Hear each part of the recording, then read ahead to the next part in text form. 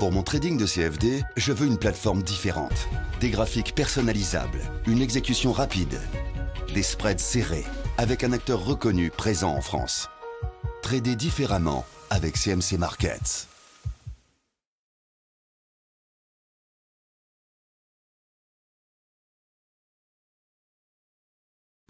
Bonjour, voici l'analyse technique du CAC 40 pour le 16 juillet.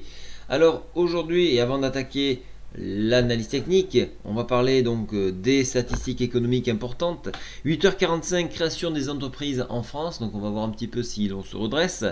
On aura la réunion des conseils des gouverneurs de la BCE donc concernant donc les taux, donc on ne devrait pas avoir de changement, donc pas de nouvelles à attendre de ce côté-là.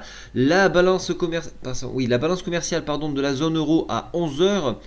Janet Yellen qui passera devant la commission financière de la Chambre des représentants, donc ça aussi ça pourrait bouger aux alentours de 16h. Voilà, déjà Juncker a été réélu hier. Donc on connaît les plans de Juncker, donc il essaye de faire une Europe plutôt sociable et de créer un pacte commercial avec l'Amérique. Et donc la difficulté va être, est-ce qu'on va peser, mettre dans la balance donc l'enveloppe sociale, donc ça c'est un peu difficile, donc ils sont en train de travailler sur ce plan-là.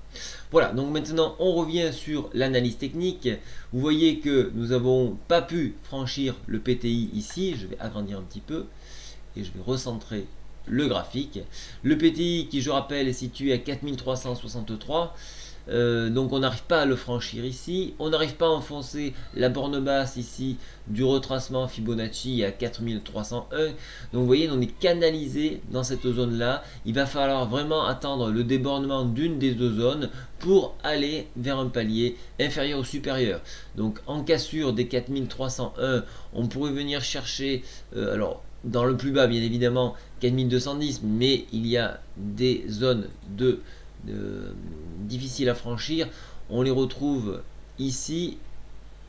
Vous voyez, non, on a une zone de congestion à ce niveau-là, un petit peu à ce niveau-là. Donc il y a une première zone à exploiter à 4268, 4225 et puis donc comme je vous le disais 4210. En revanche, si le PTI venait à être franchi, rapidement nous sommes au contact de la MM10 qui se situe à 4371. On pourrait venir tester une nouvelle fois de plus le retracement Fibonacci à 4381 et par extension venir chercher pourquoi pas la MM20 à 4427. Globalement, nous pouvons voir que nous sommes en zone de consolidation. Ici, au niveau du stochastique, nous sommes en zone donc de survente et on essaye de se ressaisir. Pas de signe de retournement sur la MACD, bien que les histogrammes commencent un petit peu de se redresser. Donc, sans dépassement de ces zones-là, on n'aura pas de mouvement franc. Voilà, je vous souhaite à tous une très bonne journée et bien entendu un très bon trade. Au revoir.